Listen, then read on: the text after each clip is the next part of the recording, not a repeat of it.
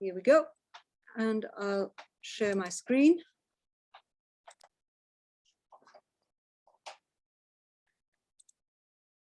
So I'll open up Photoshop here, and I already gave you a little bit of a advice of what kind of things we are going to do. We are going to manipulate the president of Finland. Well, actually just his picture, which is maybe better. So I can see that Photoshop is here. It's installed in the Finnish version. So I hope everybody has like basic knowledge of Finnish here. I don't know why they put it in Finnish, but that's what they did.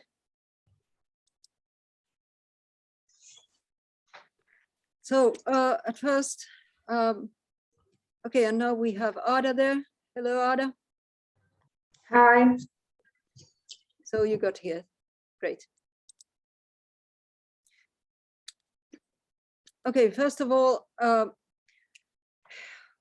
I'm actually going to open up an image that I have downloaded. But anyway, if I'm making a new, a whole new document here, then, okay, there are some presets that I could use, like photo or art and illustration or print. There's even web and mobile and movies and video formats, which are quite practical, but it's better to always let it show all the presets, not just the ones that it's giving. For instance, here, if you have a print, it will first give the American formats like letter and legal, and here's the A4. So if I take all of these, then I can see A5 and so on. And for some reason, it sometimes shows weird measurements here, like PCAS. So I usually use millimeters. And okay, A4 is a good place to start usually, and I make it horizontal. I used to know these by heart, these measurements by millimeters. Nowadays, I don't know if they are in my memory or if there are other things. Okay, there's also A3. Then the color system, if you're going to do anything that is going to be printed, then I would recommend you to use the CMYK colors, which are the colors of printed medium. They are not so many colors as in RGB, which are the colors of light.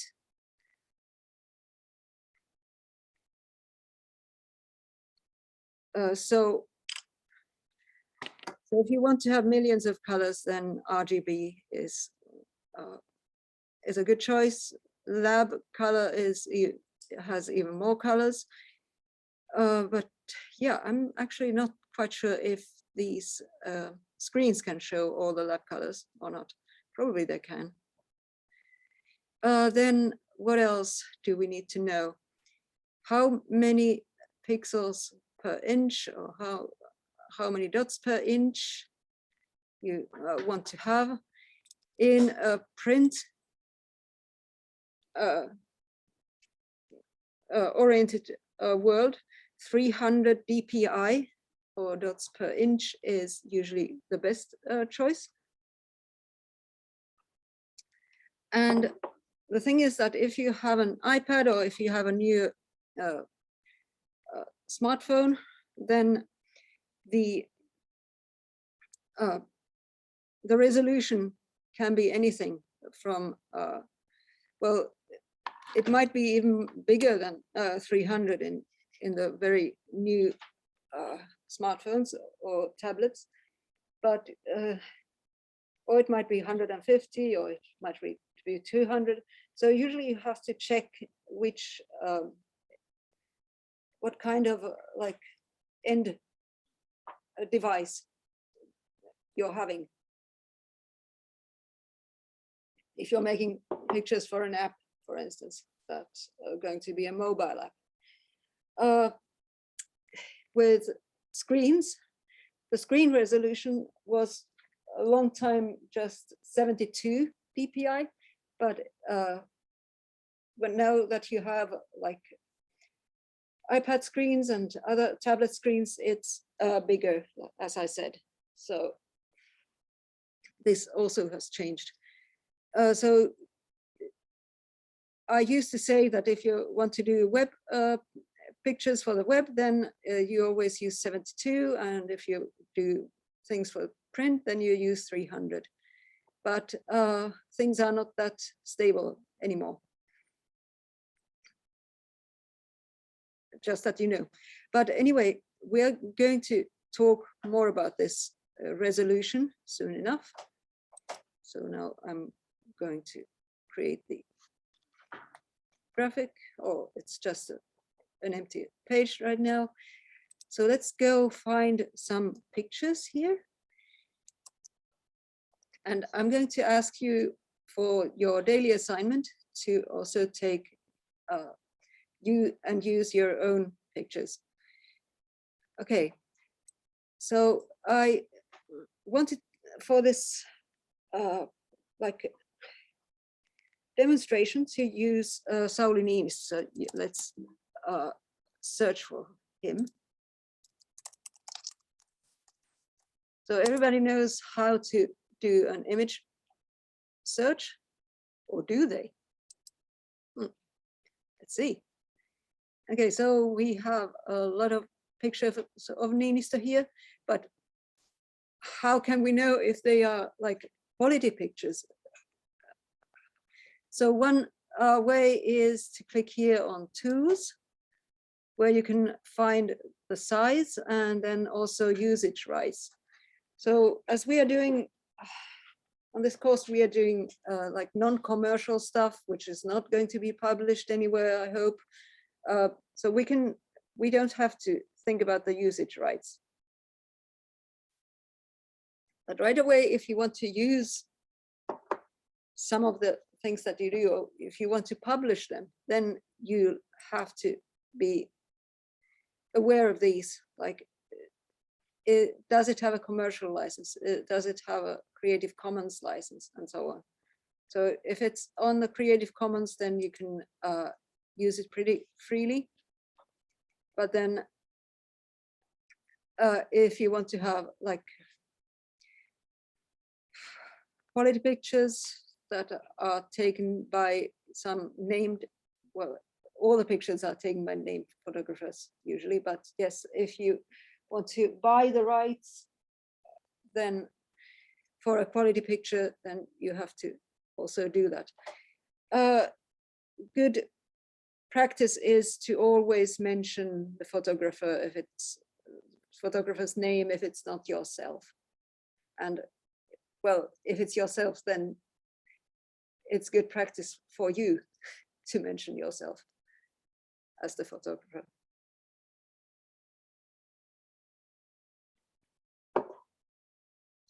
So even if it's a free picture, it's a good thing to mention who has made the photo, or if it's a satellite picture by some company. Okay, so I'm going to the size. So I want to have large pictures of Niinistö, which means that they are large in pixels. Okay, and here it says quite clearly like which are licensable, but I'll take all here now. So now when I click, for instance, here, I can see that, okay, this, how many pixels this is. So it's 972 times 1356 pixels. So how many centimeters does it make if it's 300 dpi? So let's see. I'll save this picture. Okay, and by the way, here by clicking this little button on a Mac, you can get the whole like download or import and export window, this one here, which I find more practical than this mini window. Okay, so I'll put it in the like downloads folder, and I'll call it Sauli in. And this was, I think, a JPEG image. So there are different kinds of image formats. JPEG is not the worst of them, also not the best. JPEG is nice because you can have pictures in the web that are JPEGs, obviously, because we can see them here. It's also nice that it's you can like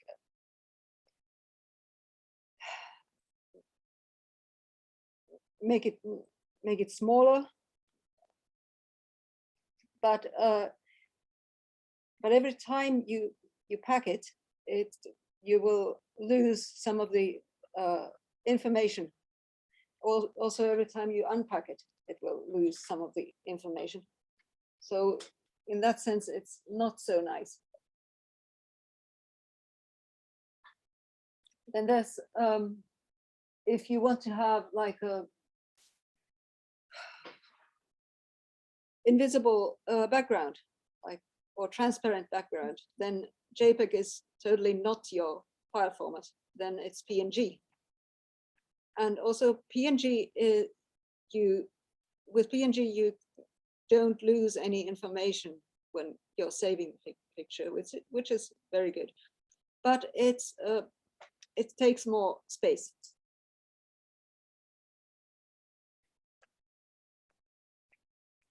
A third one that you could use is GIF, of course, which has less colors.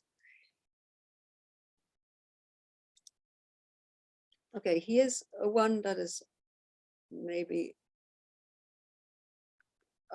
yeah, I'm looking for pictures of Sauli Niinistö where I can see his shoulders and all of his shoulders and not just his head, because it's easier to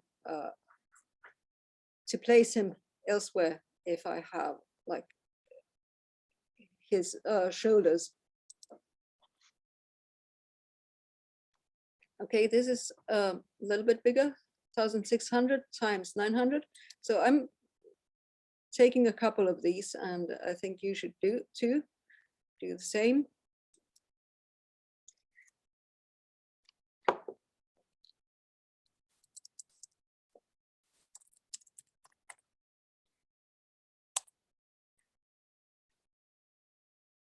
And that's also what professional photographers do. They take photos of they take several photos of their subjects. Here's one from Turun Sanomat.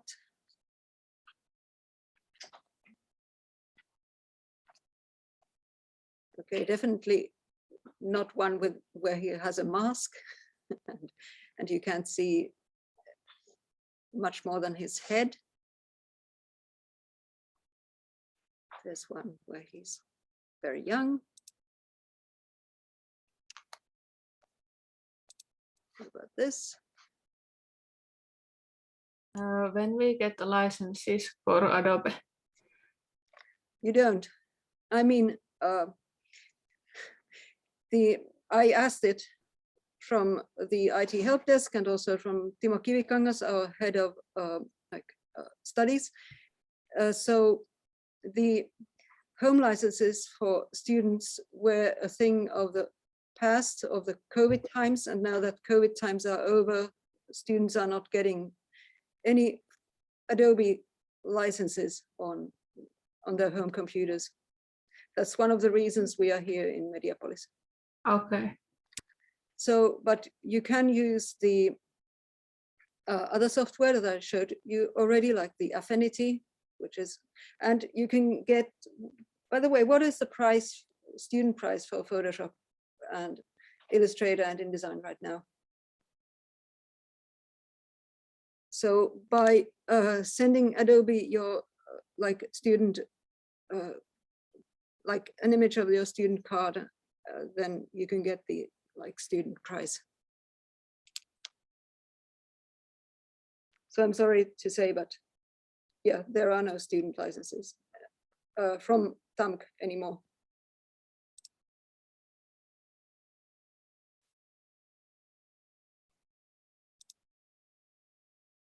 Okay, here I found a bigger image, 2000 times 1365 pixels. Yes, that's not bad. So I'll call.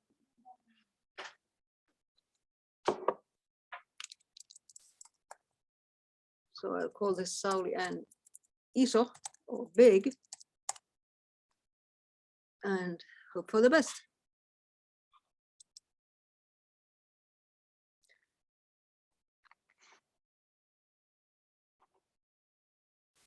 And then let's go into Photoshop. Okay, I will need some pictures of Tampere, but that I will, I think I'll do that from my own images from Google. I have some on Google Drive, and I'm not Joey Audi.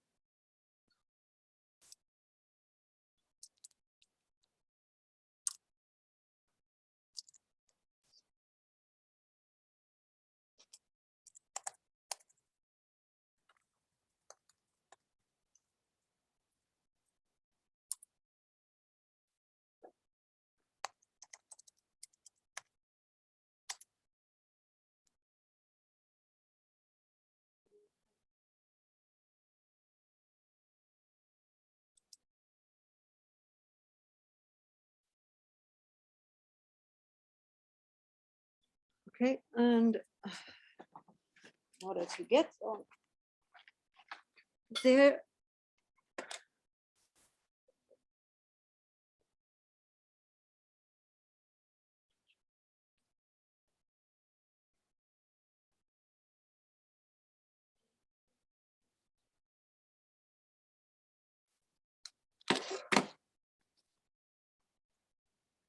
okay, let's see. Okay, there's some image I took on in Helsinki last week, so maybe I'll just download that one.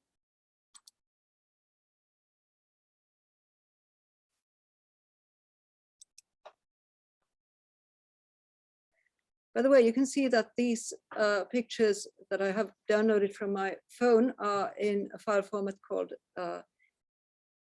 I don't know how to pronounce this in English, hike, maybe, hake? Anyway, is it HEIC?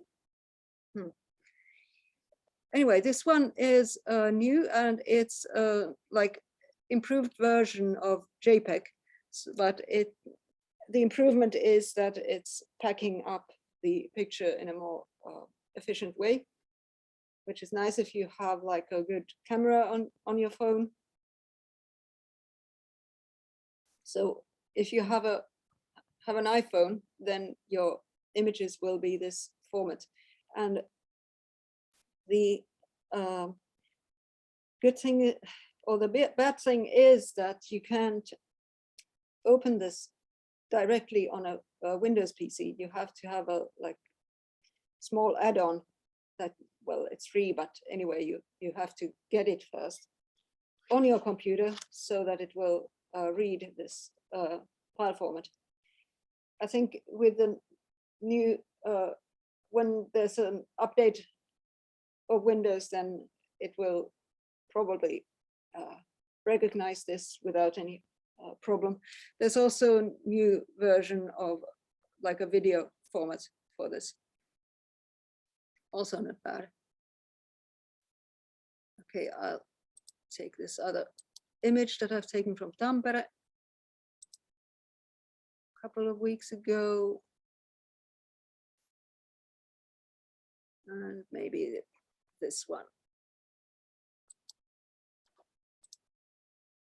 And let's go back to Photoshop And now what I'm interested is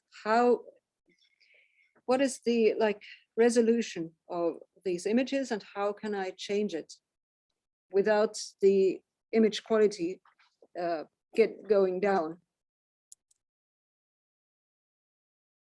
Okay, so I want to take stuff from my computer, from the downloads folder.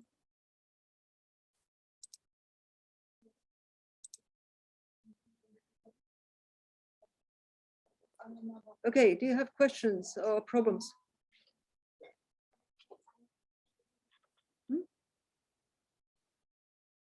Just ask if you have a problem.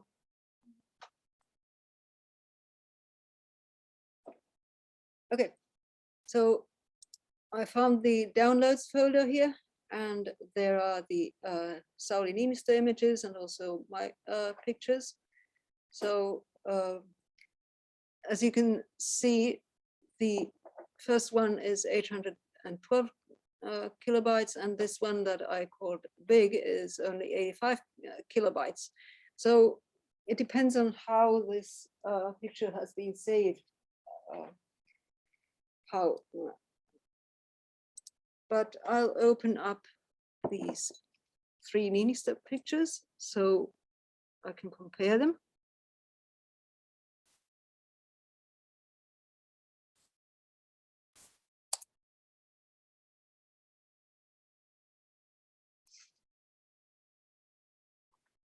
And there they are.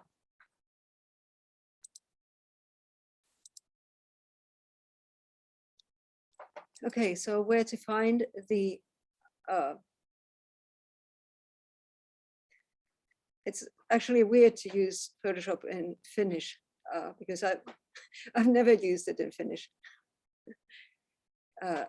Maybe there's a way of changing it quickly into English. I wonder, because this is getting a little bit ridiculous. Because I've never thought about these things in Finnish, like what the heck is kloonauslähde or mittauslogi? Like what?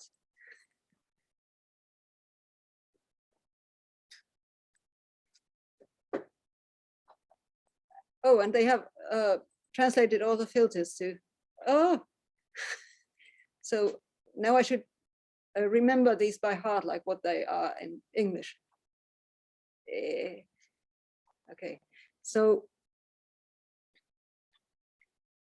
maybe there are some ways of changing this language like right away. Teksti, työtila. Yes, did you find it? No, I just have another question. Yes. I tried to open this one picture and then it says that it doesn't have the RGB profile included. Okay, that happens sometimes, that the picture is not actually a JPEG. Oh. So you have to download another one that is a JPEG. Okay.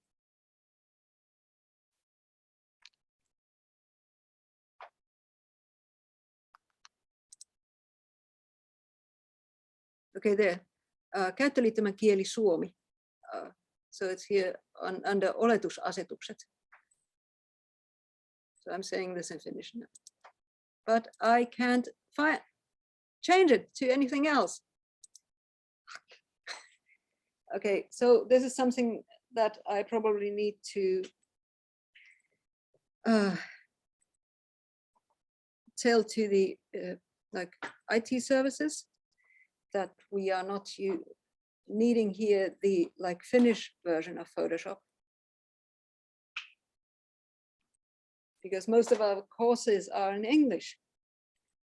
Okay, so mulla on ainakin ollut silleen, että sen saa vaihdettua sieltä niin kuin, missä jos sulla on kaikki nämä Adoben ohjelmat tai se paketti, niin sit sieltä niin kuin Adoben sivuilta, sun omilta sivuilta pystyy vaihtaa sen kielen. Yes, so if I continue in English, you can do that if you're having, or when you're having your like own Adobe program that you can like download yourself. But these computers have like these, well, we are not the admins here, so to say, so we can't do any changes to how they are installed. But otherwise, that's how it would go. Yes, you're totally right. But we can't do it here now. Or at least I don't think so. So I have to check that still. We do have the Creative Cloud. So, but the thing is that most people are not like logged in as Adobe users, I think, here. Okay, so I'll get that sorted out during the lunch break, but for now we'll have to use Photoshop in Finnish. Mun mielestä pitää myös ladata uudestaan sit se niin sovellus, jos sä oot vaihtanut sen kielen, mutta mä en ihan varmaan ole, muistanko mä oikein. Ada, please use English. This is an English class.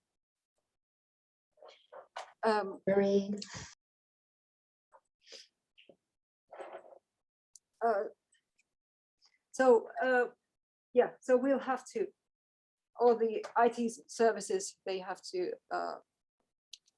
install the program again for us.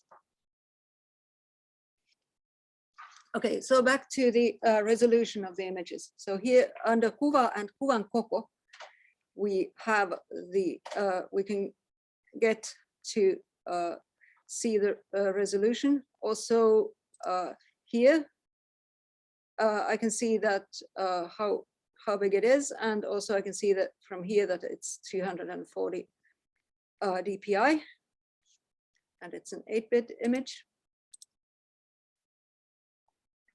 So now I can see how much it would be in centimeters with this resolution. But remember, we wanted to have the, well, actually, I wanted to have the 300 dpi resolution in case I want to print this. But if I don't, then I don't have any problems. And there are ways, well, I'll just take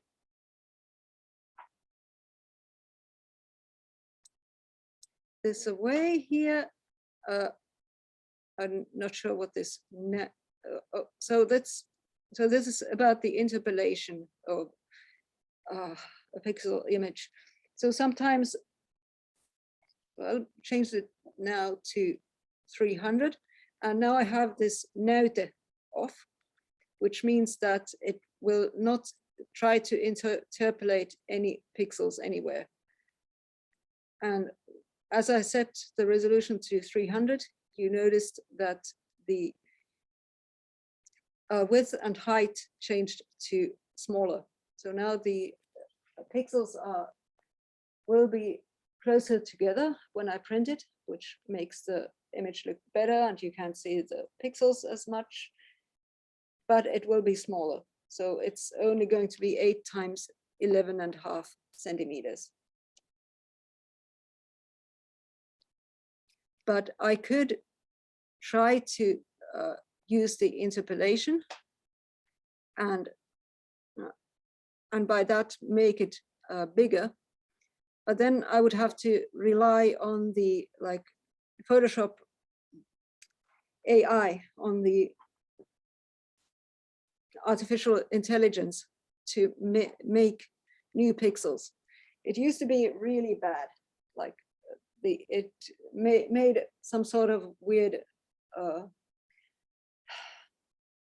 mess out of the picture if you tried to raise the resolution artificially.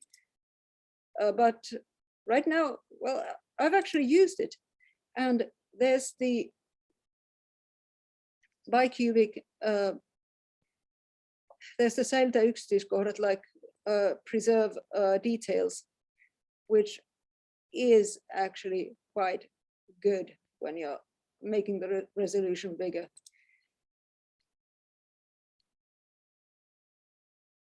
So now that there is AI filters doing things, we are in a better world. Yes. But anyway, so what I'm here doing now is showing you the old-fashioned way of how to do it. Like here we have the, okay, let's see, this is only 72 DPI, this image. So by the way, there's a lot of stuff I don't need, like, so maybe I'll just cut the image first. Here's the cutting tool. And I could just press C on my keyboard to get there, like C, like cut. So now I can make it bigger or smaller. All of you have this on your phones, I guess.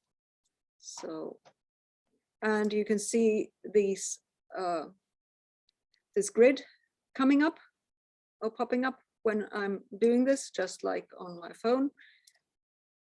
So this, if you have had any lessons on composition or image composition, then this threefold grid is probably known to you. So basically, what we try to do often in composition, or that's one element in good composition, is place important stuff within the points of this the threefold grid. There are other ways, such as using the Fibonacci numbers, but this is one of them. So now I'll just click on Enter to make it stand, and I go now to the image, and as you can see with this resolution, when it's so when it's only 72 dpi, it's a whopping 55 times 45 centimeters. So the pixels are very far apart from each other. But now I'm going to change the resolution, so I'm not to 300, which means that now it's 13 times about 11 centimeters, but the pixel measurements are the same, which is important here, so that we have not lost any original pixels, nor have we made new pixels. I mean, for people who are photography oriented, this is like really important not to lose any of the original pixels. Myself, I'm more illustration oriented, so I might sometimes show you techniques where you actually destroy the original pixels, so be warned. So if there are any photographers, you will be like, ah, what is she doing? She's destroying pixels. Okay. But I'm also going to show you the ways of not destroying them, so no problem there. Like with Tuomo, we have like these different ways of using Photoshop, let's say that. Like he comes from the photographer's perspective into Photoshop. So you will notice that next week we will show you the hallowed ways of not destroying pixels. Okay, but anyway, again here, I do try to not destroy any of the pixels. That's my point here, I think. Okay, so I think I'm going to use this picture, although there are these microphones, which I think I'm going to just get rid of with the tools that exist here. like manipulation tools. I could also make him younger, but let's see if we get there or not. Or older. I made my son was like he's 19 now, and last year he had the idea of becoming like being in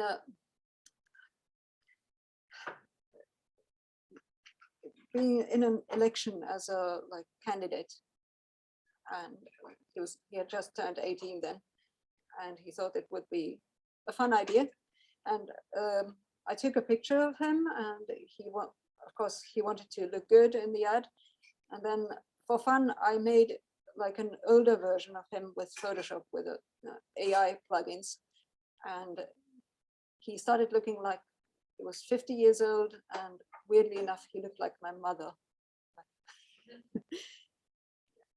He would have liked to actually use that picture in his campaign. I said no. Like that gives you a picture of how serious he was with his campaign. Not very serious. Back to Sauli.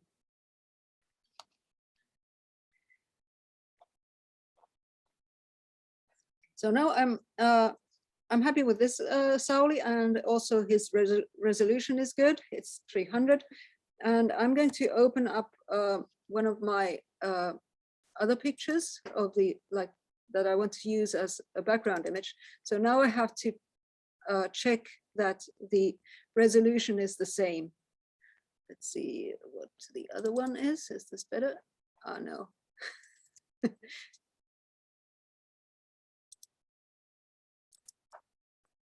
That was a weird one. Okay, so I think I'm going to use this one.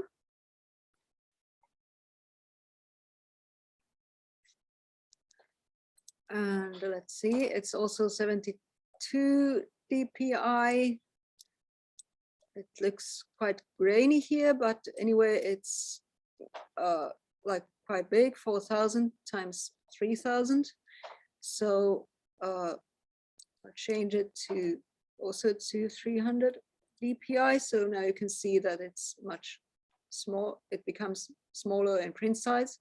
So also when you print out something, this is the size it's going to be. It's still quite big. So I'm not sure I need this big of an image. So I think I'll go to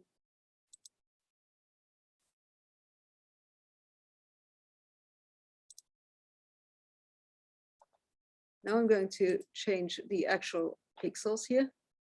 So I go to pixels and maybe 3,000.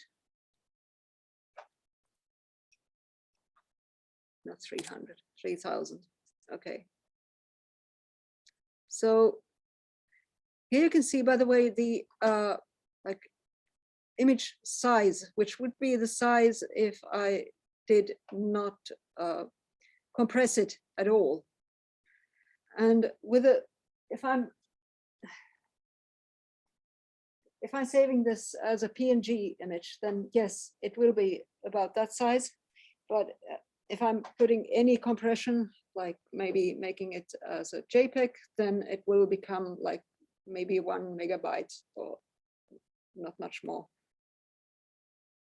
Like the original image size was a little bit over a megabyte. Okay. So here we have it.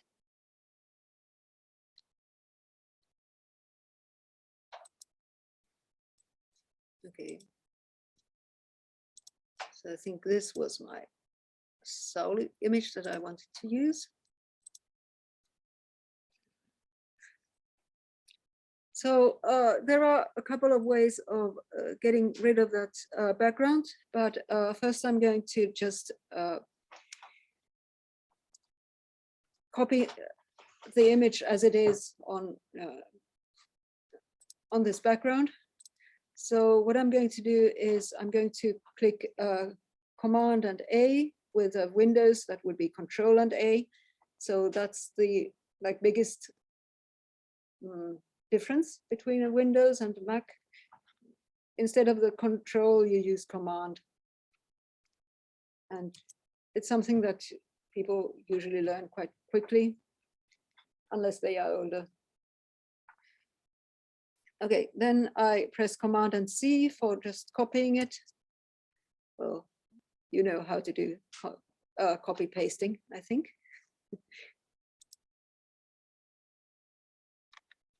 And then Command B.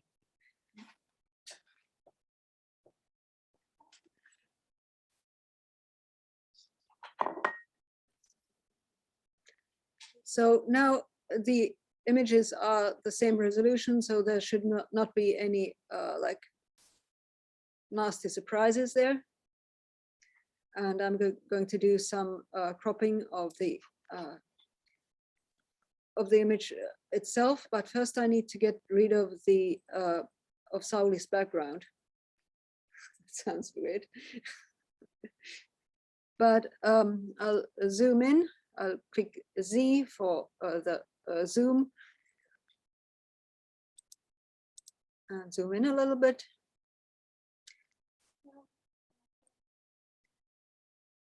By the way, when I click Alt, it will become like a minus. Yeah, so that's how the zooming works in Photoshop. And by the way, if I'm going too fast or you have some questions, then just throw them at me. That's why I'm here. Or there is some trouble.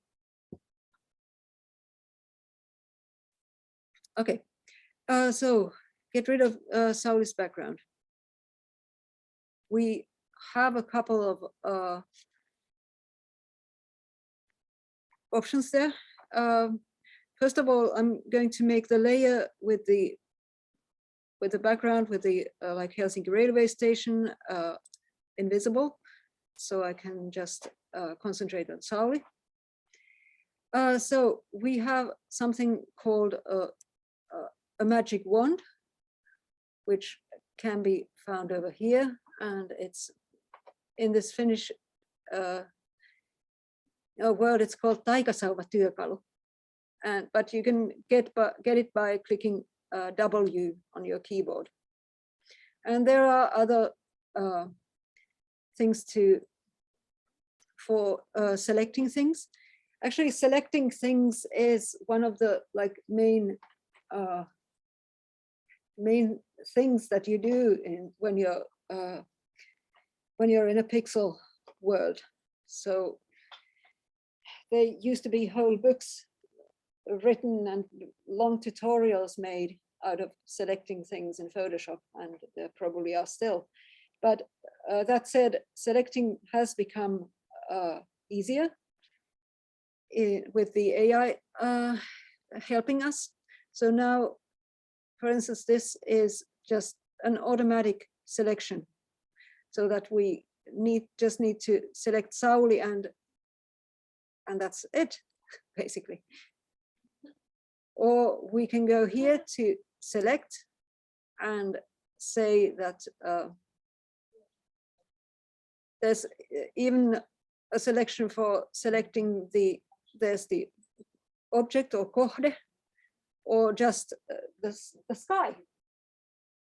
So if you have a complex image with a big sky in it, maybe with clouds, it's enough that you just tell Photoshop to select the sky, and then you can change the sky to something else.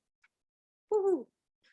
Also, there used to be lots of tutorials and books on how to match the colors between different images that you had put together. Well, now we have AI filters for that. Yahoo! Photoshop is doing it all for us.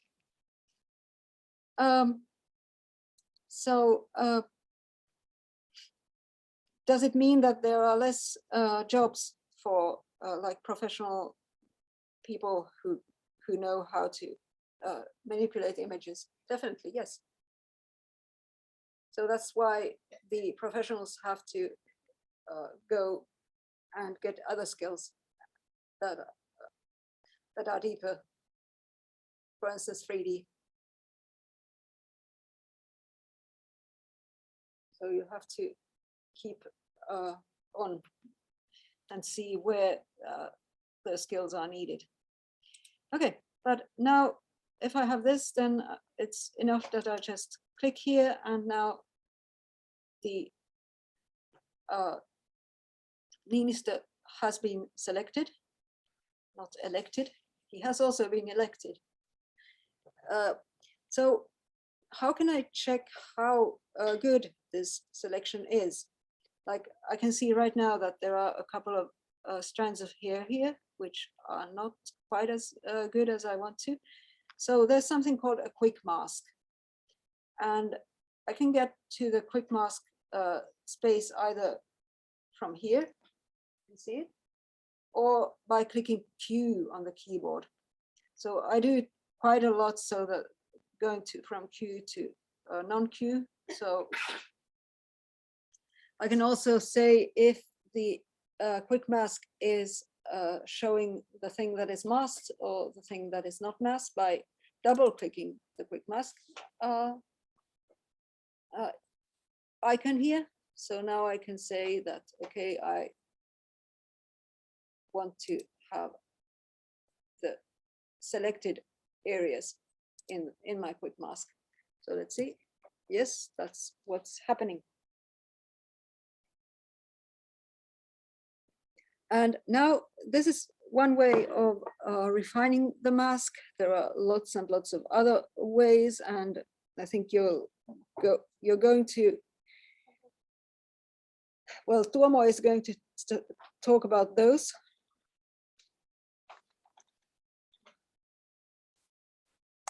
So one way of doing this would be to use the brush tool, which I can get by clicking B on the keyboard or just clicking here on the brush. So, but anyway, I'll get a little bit closer to Sauli.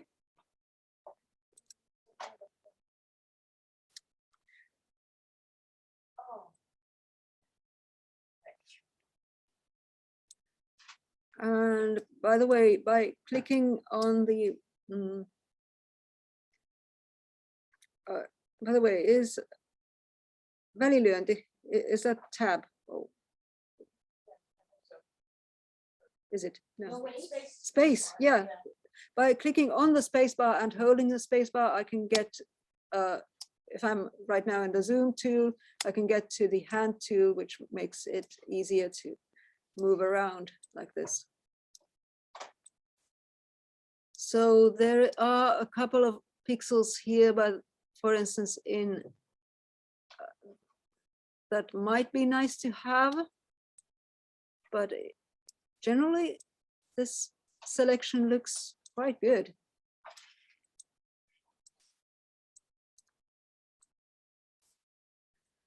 But if I wanted to, well, have these strands of hair, or maybe take some of the strands away, I could now use the brush tool for that by, and now it's nice to have the Wacom tablet here. And where is the pen?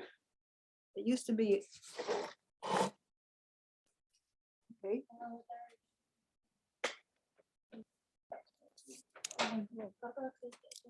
Wacom computer. Ah, yo, man, it was too close, I couldn't see it. Anyway, so now I can go and change also the size of the pen, maybe to 7 points. And as long as it's like just black and white, I can add things to the mask or take things away by hand. So as somebody who's an illustrator, for me, this is like a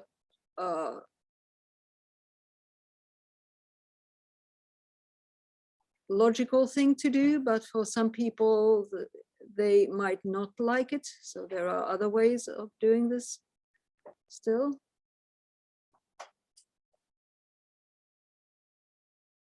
So I'm now just adding a little bit more to the mask. So remember that this is the mask that I'm manipulating. I'm now in the quick mask mode.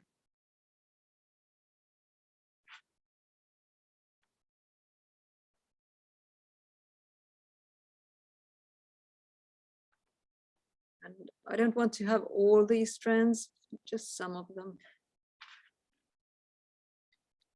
There's also ways of making the selection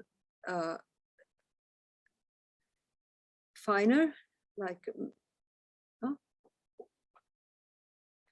And if I click on X, by the way, on the keyboard, the colors here are automatically changed. So black is white and white is black by clicking X. Yes? I tried to do the same, but it just said something about security settings. You also have the same issue. With the Wacom tablet? Yeah. Okay, so I'll need to come and see.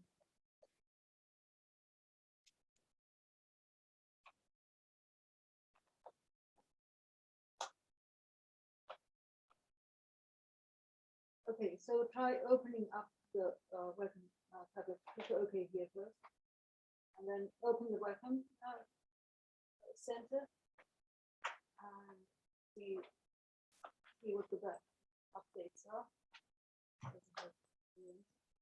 So then my devices.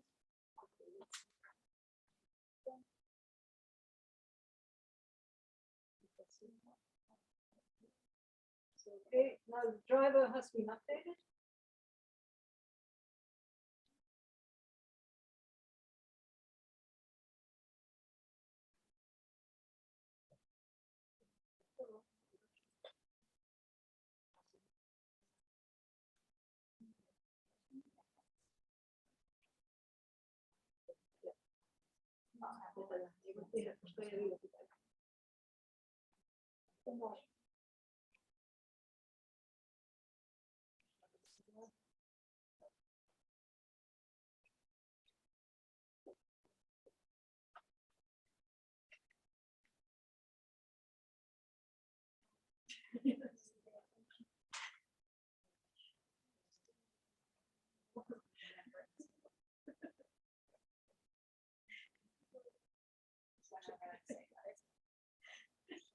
Okay, this is security, privacy.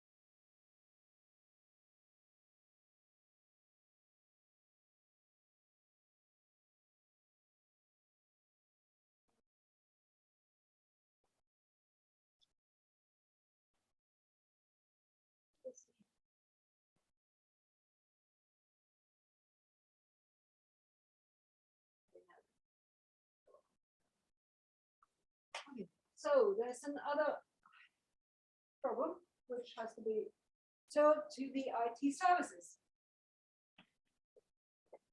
Okay, yeah. So I think I should start writing a list.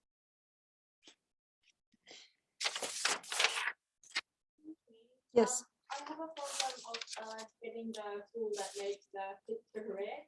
If I play Q, it just like doesn't like select the object anymore. Okay, I'll come see that. So the first thing that I was supposed to tell to the IT people was what? Not the language, Photoshop language. And then the Wacom. And I have told them about this Wacom problem like 2 weeks ago, and they said that they had arranged it all, but they haven't.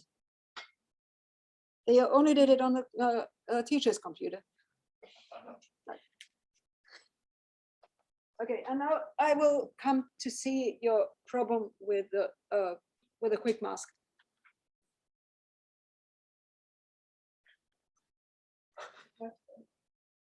I make better things. Okay, now it works. Yeah, it's the teacher. Yes. But now it's selected the background. Yes, it shows rouge like this.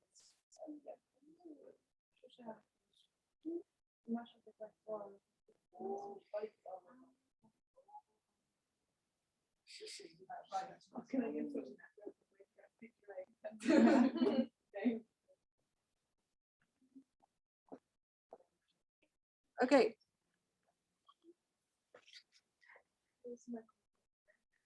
Okay, so I'm getting now out of the, well, I'm not going to use more of the Wacom tablet, and I'm going to zoom out here. And yeah, I wanted to show you a couple of other ways of refining your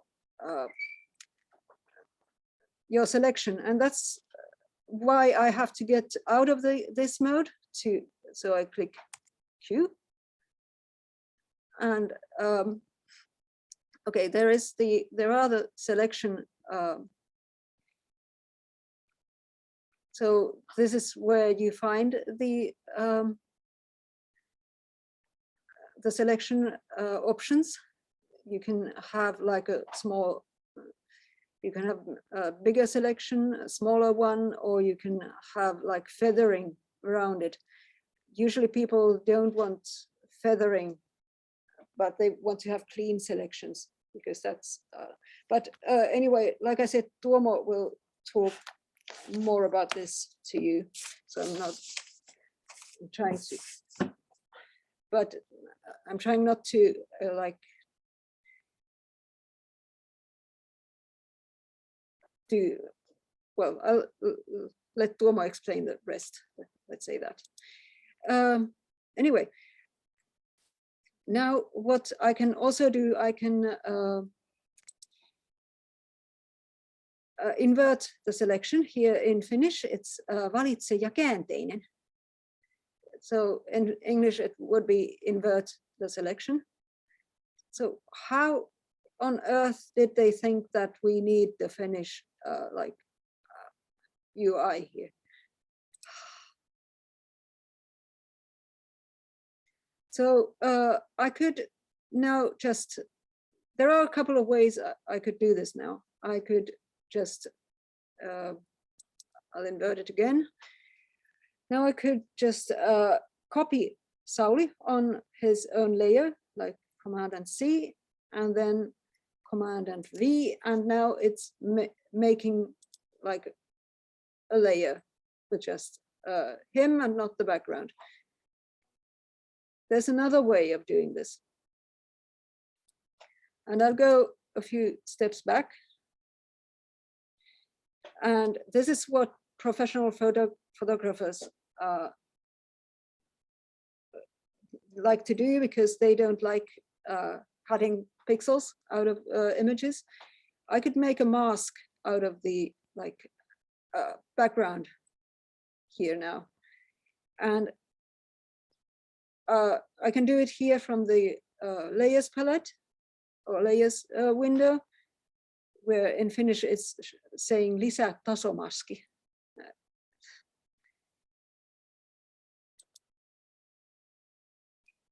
Like this. So now you can see that there is a mask that is masking everything but the president of Finland. The good thing here is that we haven't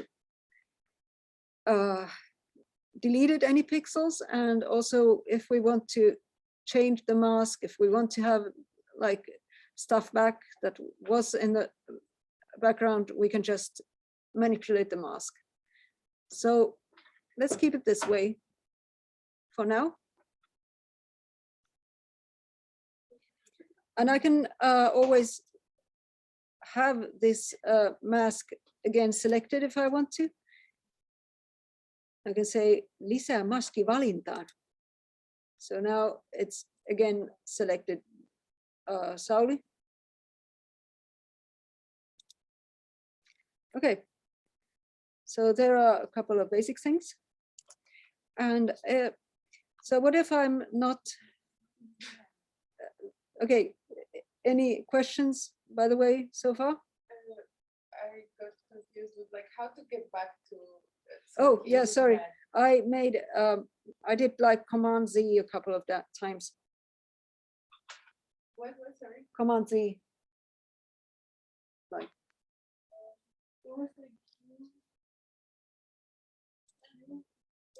Oh, you wanted Oh, back yeah. into the, Thank you. yeah, I thought you, yeah, sorry. So the quick mask is that you press Q, and if you want to get out of the quick mask, you press Q another time.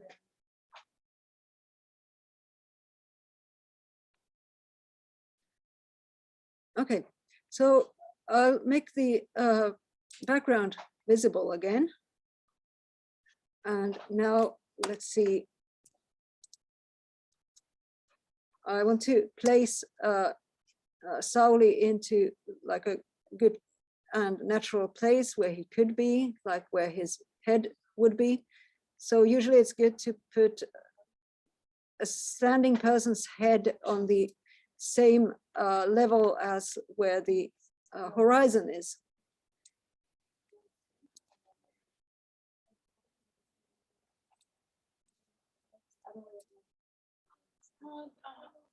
Okay, so problems?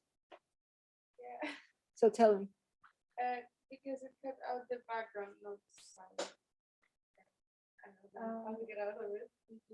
No, but okay. So Yeah. You can redo it now. Or you can invert it that it selects the like yes, product set. yes, you should invert it.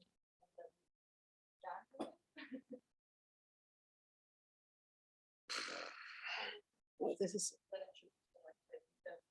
Yeah, try it again. Oh, what you did before.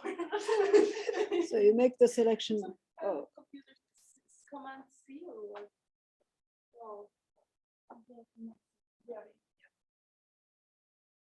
Oh, thank you. You got it? Yeah. okay. Okay, and now when I'm looking at the selection that I made, it's not perfect. As you can see, there are like these white outlines here by his coat. So what I could do here, I could actually make another selection and just, okay, I'll just use lisää maski valintaan. So I'll make the selection again. And this time I'm going to just Command C and Command V and have Sauli without any background and any mask at all. So I'm actually, when I manipulate people's like images, I often use many layers of them.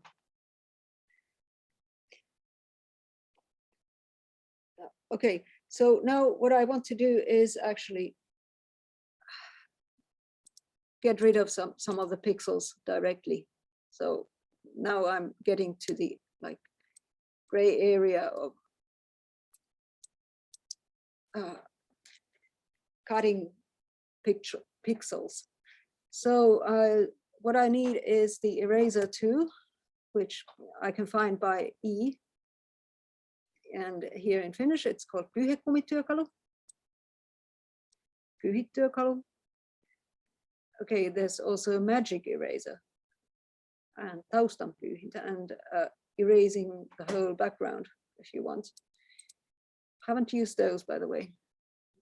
So again, here, if I, just like with a brush, I can change it so that if I want to do a little bit less, so basically if I wanted to have like pressure sensitive, this is where I would set it up. But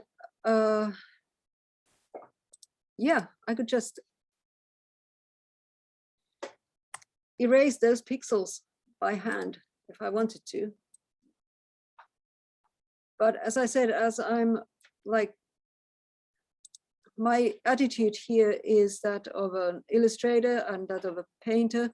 So for me, the photo is just a like basic material where I start manipulating. For the photographer, that's a very unorthodox attitude. So there are also automatic ways of doing this, but for some reason I like to do this by hand. And it's also possible to do this by the mouse, but it's not as accurate. And I have to add that this only is quick and easy, maybe for people who are used to drawing and painting. Who? Excuse me, Yes? I couldn't get the Sauli out of the background. If I press Command C and Command V, it doesn't do anything.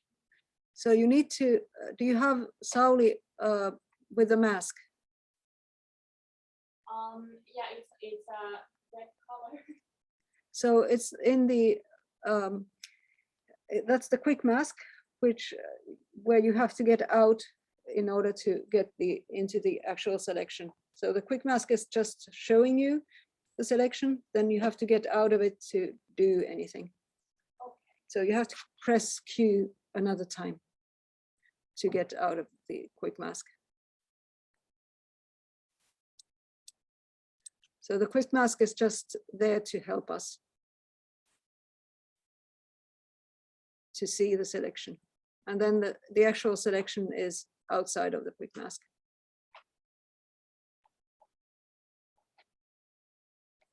Okay, now that I did that, now we've only selected like half of Sauli's face for some reason. Okay, I'm going to come over and see what's the trouble. Okay, I think I'm almost done here. By the way, remember to save regularly, because I mean, we are talking of computers and they are never totally reliable. Adobe software doesn't crash as often as it used to, but sometimes it does.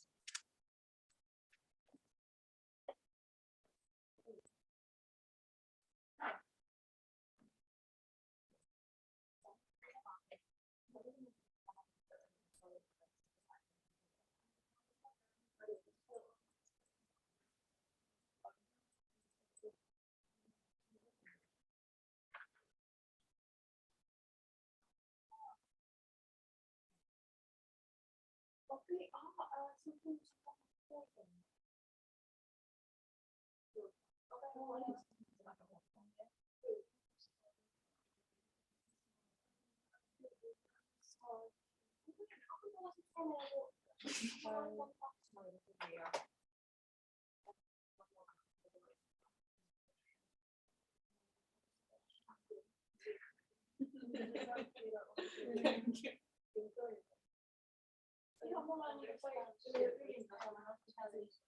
save and do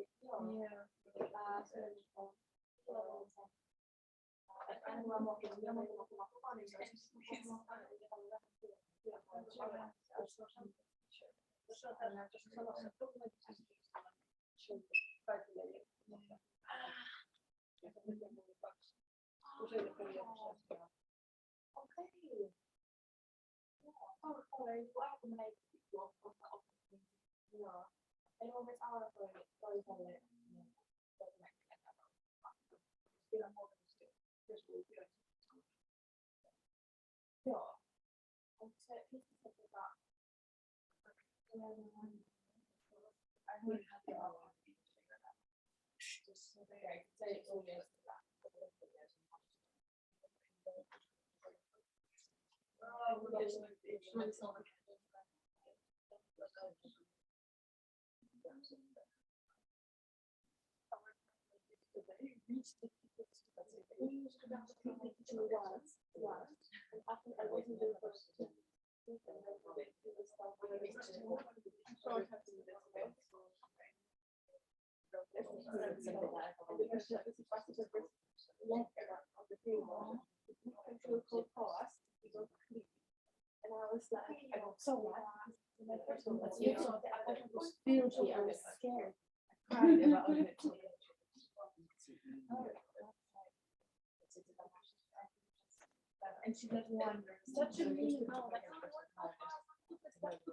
Okay, as you can see, there are some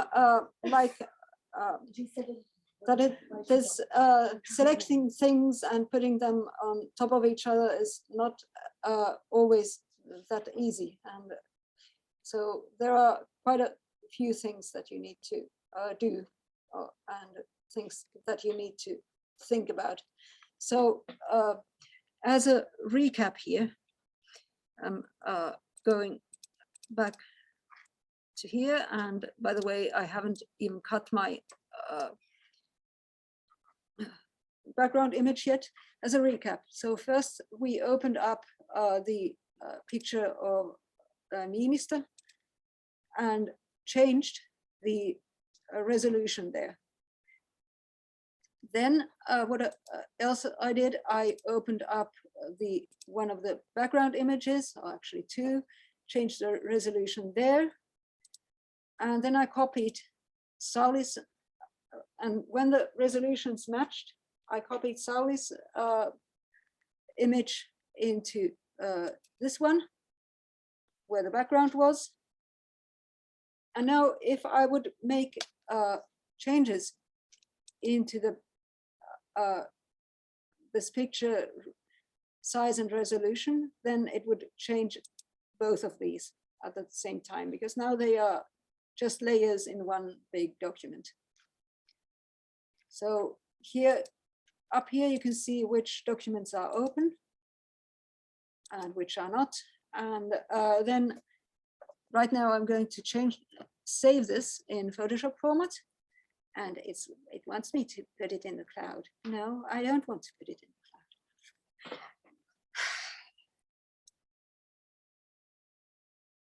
And now it wants to do it as a Photoshop document because it has layers, and that's okay with me. I'm going to save it later as JPEG, which will then flatten all the layers. But right now I want to keep the layers when I open it up again. So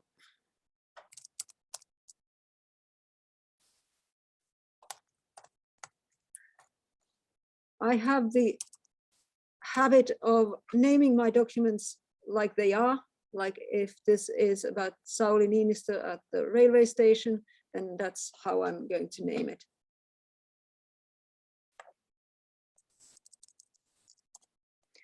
That makes it easier for me to find these documents later, and also after a few years, if I look at the list of some files, then I remember, okay, this was this,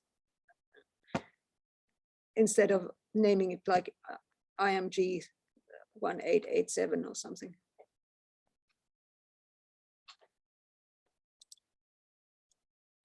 And I'm saying yes, maximize the like whatever. And I think I would need to do some refining of the mask still, or maybe just get rid of the pixels. But right now, what I'll do is I want to place Sauli and then cut the whole document so that the Sauli goes together with it.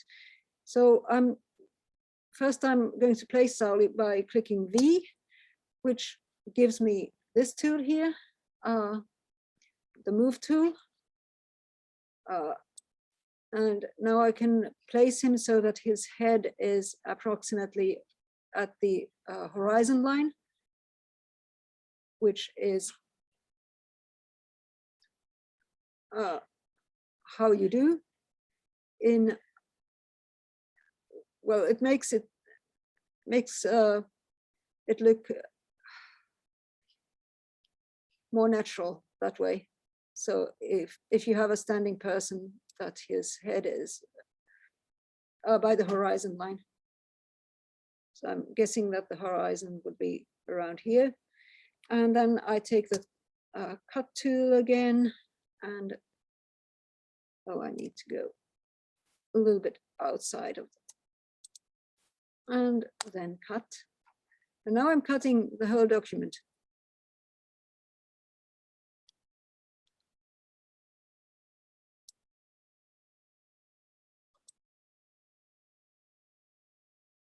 So again, now I'm looking a little bit about how to place Sauli in the grid. And I quite like the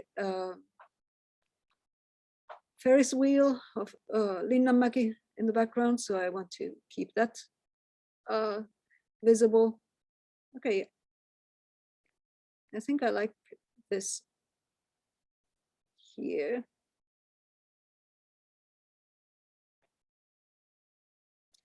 And talking of composition,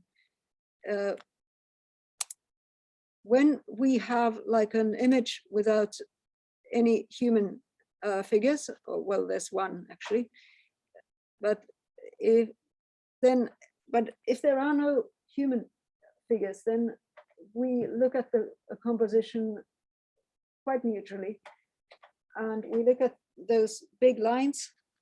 For instance, here we have the horizon lines, and we look at like bright and dark areas, and we see what kind of things that, like, patterns they make, or if there is like these, if there are these strong horizon lines, then we try to think like what kind of space this is. But right away, when there's even one human or animal in the picture, our eyes go there. Like here we have the human sitting. So I don't know about you, but I will automatically look at that person right away, and then at the other things, because that's how we are built. We are built to, by evolution, to notice any like human or animal activity in what we see. If this if this person would be moving, then I would look at him even more, or them. I don't know what if it's a woman or man here. But if there was any other movement, let's say the train was moving, then I would look at that, because that's also what our eyes are trained to see. We are trained to see any movement around us, because that might be like the change between life and death. Like if we don't notice the small or big movement, then we might be dead soon. So that's why people tend to look at videos more than at static images. Again, if we have any sort of human gaze. Like if we find any sort of human face or eyes, then we tend to look at that. So if now that I put Sauli there, we are looking at Sauli and not at the train. And our gaze goes back and forth between Sauli's gaze and what other elements there are. But if we would have like two characters, two people looking at each other, then the gaze between them would make an invisible line for us in the document or in the picture. Let's see.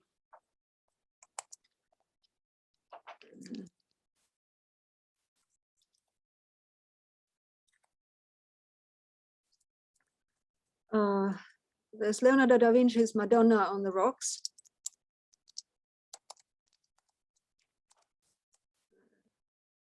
Virgin of the Rocks. Okay, not Madonna of the Rocks. Okay, Virgin on the Rocks. Sounds like a drink, by the way. I have one Virgin on the Rocks. Give one to my friend too. Anyway, I'm taking Leonardo da Vinci as an example because he was a master of using the human gaze in his compositions. Okay, and do we find any nice image of that? Yes, here.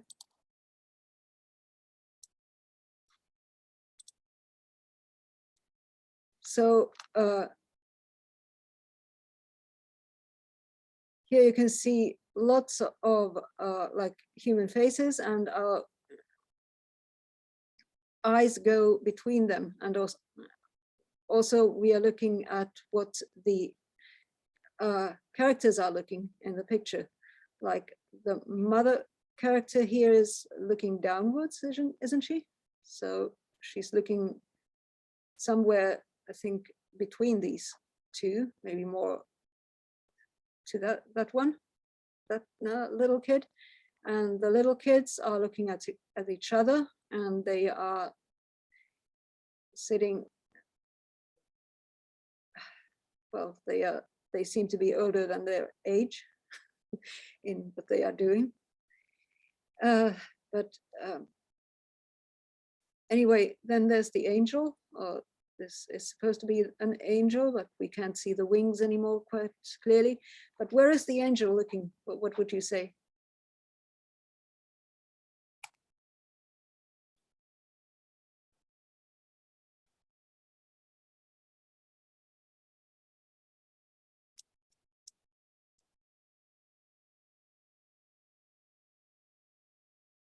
Where is the gaze of the angel going? Far away. Or more right. Here. Yeah. The angel, I think, is looking more at us. So it's kind of breaking the fourth wall. And anyway, when we are looking at the gazes and of these three, it becomes a triangle. And the triangle composition is also apparent here in her like cloak, and in how she holds her hand, and here how the line goes. And of course, here's the one part of the triangle. Okay, so that's one way of composing images. Well, most of you here are fine art students, so you have probably heard of these things before, or am I right? A little bit about this armature. Mm-hmm. Yeah. So going back to Sauli Niinistö at the railway station. Okay, so one thing that I'm seeing here clearly is that Niinistö is not quite in the same color world as the railway station. The light, where is the light coming, by the way? What would you say? Back of his head. Yeah, like the sun is setting, so there should be like a ring of color around him. Well, you're going to do that with Tuomo next week, but what I'm also looking at is that the colors, not just the light, but the colors in general don't quite match with the surroundings. So I should make some adjustments to those. And that's often so that when you have maybe photos that you have taken yourself, then even if you're not manipulating them, you will need to change them a little bit. Or let's say you have made a painting or illustration by hand with colors, and you take a photo out of it. So the colors are usually not quite the same as in the original. So you have to adjust them. But how to adjust them without getting rid of information? So there are ways to do that.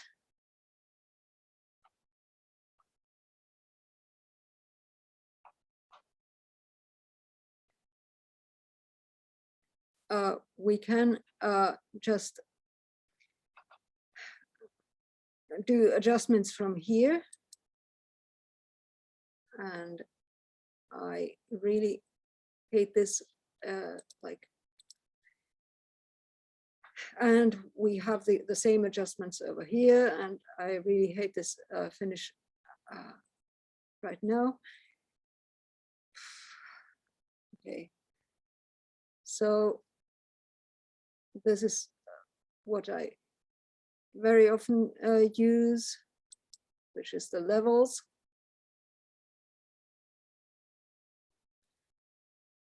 And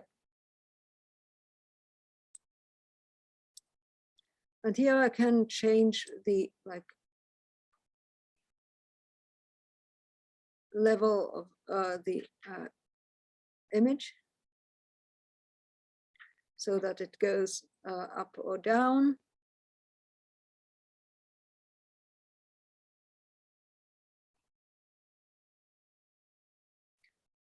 Oh, what the hell, I'll just make it, I'll show it in a bigger window, but for that I need to make a copy of this layer because I don't want to lose it. So I will make my my adjustments directly on this layer by clicking Command and L for levels. So now I'm manipulating the original pixels, but not, you can see that I'm not changing the background in any way, but just this a copy of this layer. So now I can make it, but I'm trying to be very careful. So there are in an RGB picture, there are 3 channels of light or 3 channels of color, let's say. So each of these go for one of the channels. R means red, G means green, and B means blue. Yeah, I clicked on Command and L for the levels. But first I made the copy of the original layer. Okay, so I could now change the settings for well, I'm showing this very starkly what it means, but what I'm trying to do is change these as little as possible, because you can see that here in the in this graph, it looks quite good, but there are a couple of like bigger gaps here. The more I manipulate the image, the bigger the gaps will become, which means that the color information is going away from the picture. And that's why photographers don't like it, that you do a lot of manipulating for the images, for photos.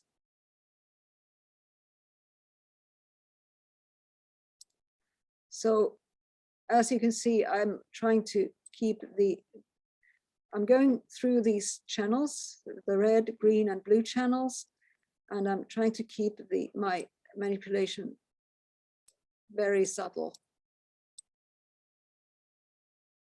And I'm looking at the background and looking at how it would match best with the background.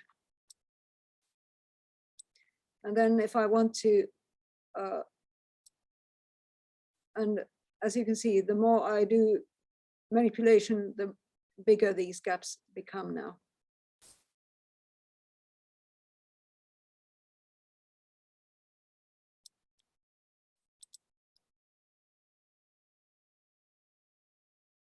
And there are some automatic settings that I could use. And there's a filter that does this for me if I want to. Okay.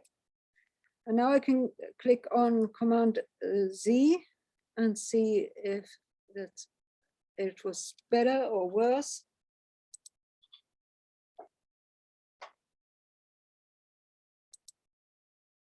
Yeah, I think I like this more.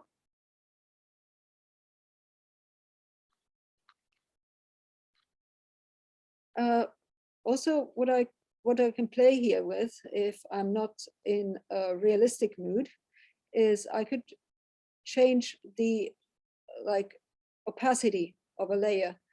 In Finnish, it's peittävyys. So I could change here, like now the opacity is 100%. I could make Sauli a little bit like ghostly if I wanted to.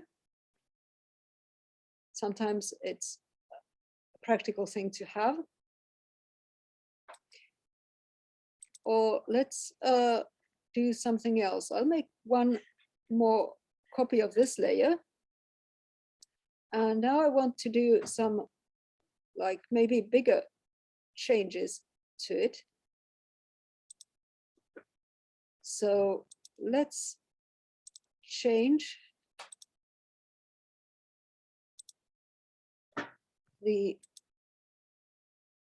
and this is so I can use different kinds of filters here for Sauli.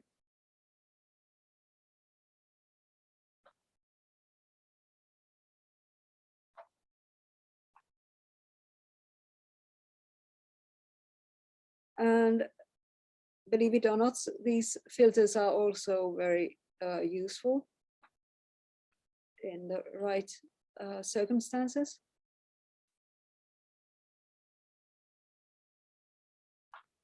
So go back to the normal setting. And then we have all kinds of filters that we could use. In Finnish, it's Svårdin, I see. And do we have there's the AI filters are, oh, they are called neural filters right now. Well, maybe let's not go there yet, but okay. So there's a gallery that we could use. So let's take that. Svårdin valikoima.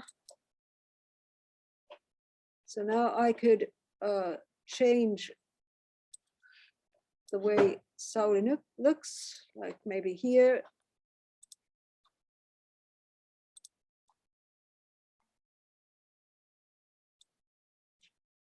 Make him look more like a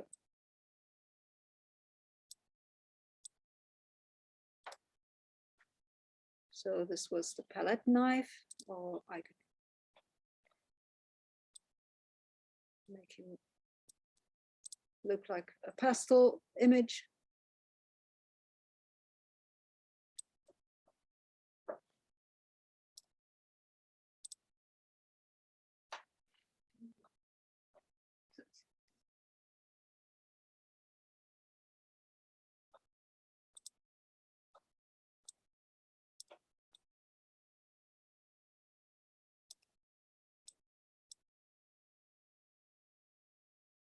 Okay, that's actually not bad. So maybe I'll keep this one, and I can have more than one of these filters. So by clicking plus, for instance, I could have 2 of them at the same time.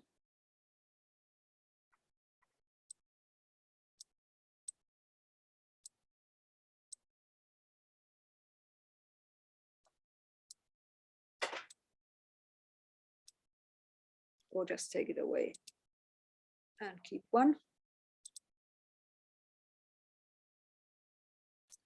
Now that I have the 2 Saulis here, or 2 of them, I could even change the way these 2 layers are mixed.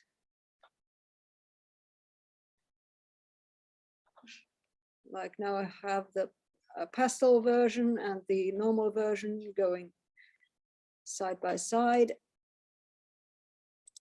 And I could change the opacity of one.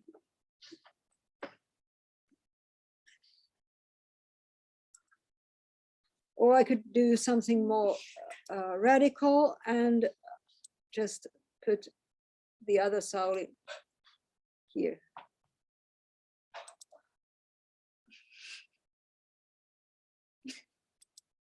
So now I have 2 Saulis competing.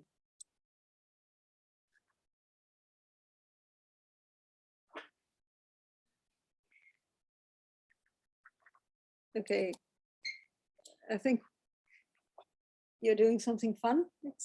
It sounds. I need to see.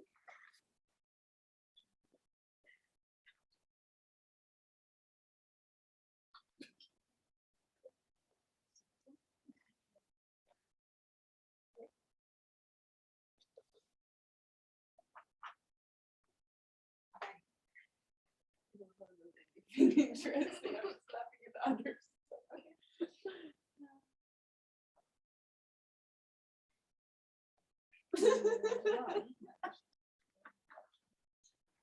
It's orange. This one's just I don't think they want to move up eyes. And then the other two.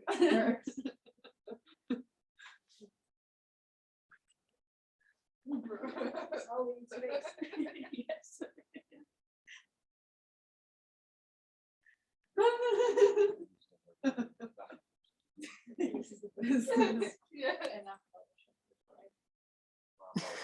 No, we're just getting started.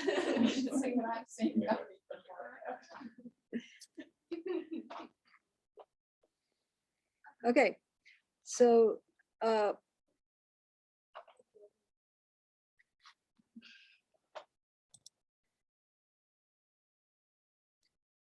okay, back to my basic Sauli. Yeah, what did I have in mind for him?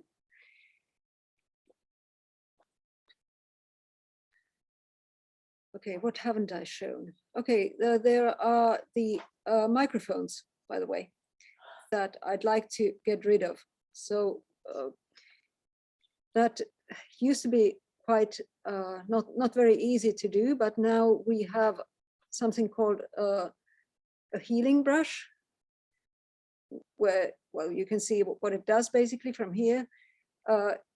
It used to be so that you needed to have this cloning tool to do that. So basically you take a like picture from beside the thing that you want to get rid of, and then just paint over it with that clone. But now with a healing brush, it does that thing like Photoshop is doing it for us. So let's see how this would work, because I don't want these microphones here, like he would be standing by like some sort of desk, which he. So let's try out the healing brush here. There are, as you can see, there are several of them inside this one too.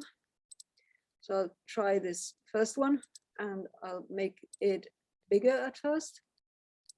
35. Let's make it even bigger. 100 pixels? Yes, maybe. Okay, so let's see how Photoshop manages to do this. So I'll just paint over this, and it's gone. Then let's paint over this one. Ta-da, it's gone. And now we get rid of one of these mics. How would I do it in the old-fashioned way with the like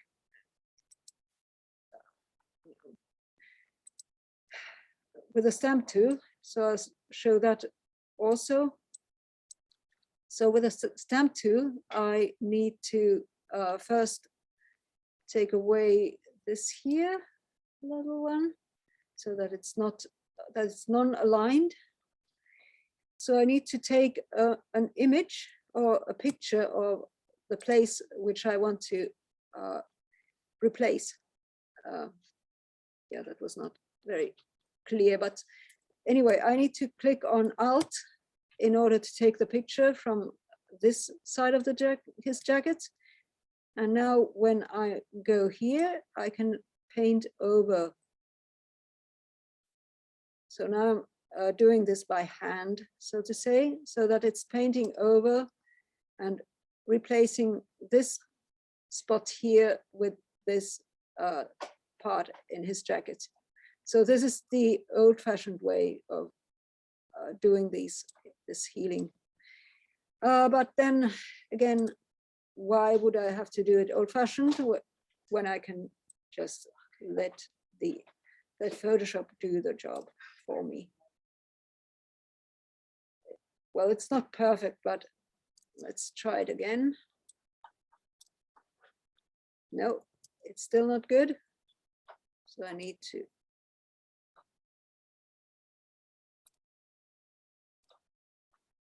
No, I don't like this. So what I need to do here, I think I'll do this with a stamp tool, because I want to have the jacket go naturally. And now it does, more or less.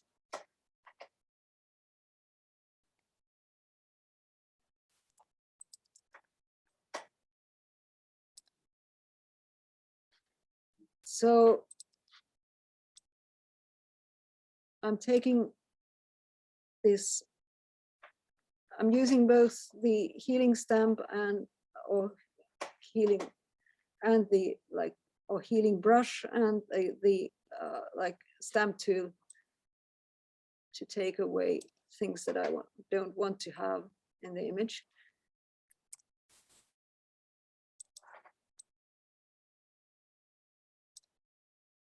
Like this. Of course, I could also take away people that I don't want to be there. So that's one aspect of photo manipulation, maybe not that nice an aspect, I'd say. Or often what you have to do with when you have like a person's image, then what you might want to do is take away like some black or dark eye, like rims of eyes, or you if somebody's wearing glasses, then you might want to add some or make their eyes brighter, or take some like reflections out of the glasses so that you can see better, their eyes better. Sometimes I even make people's eyes look bigger if they have been made smaller by glasses. And often I take away like spots from people's faces, that kind of stuff. So let's try out the neural filters before we go to lunch. And I think, yeah, it's almost 12 o'clock and we haven't had a real break. So I think, well, there are a couple of things that I want to show you after lunch break. So yeah, so there'll be another shorter lesson by then. And I should be somewhere else at 12, I just remembered. Okay, so the neural filters.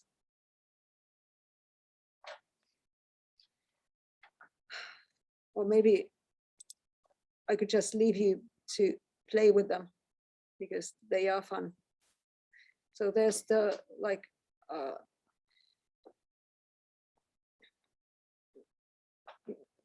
there's the way that you can get a nicer skin to your subject, or you can change it directly so that the colors of this layer are matching the background layer, or that you could make it all go into one different style altogether. But you have to download the files first to do this, or the filter files.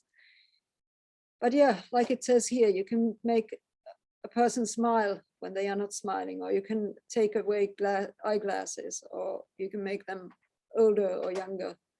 So try them out if you want to. But now you know where to find them.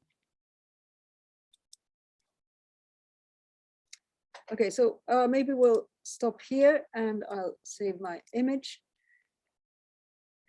And what I want to show you after lunch is how to add text and how to add other kinds of elements. And then I'll give you the day task for today after lunch. Okay, so let's meet here at would 1:15 be good? Or 1? Maybe 1? Yep. And now I'll stop the sharing and I'll stop the recording.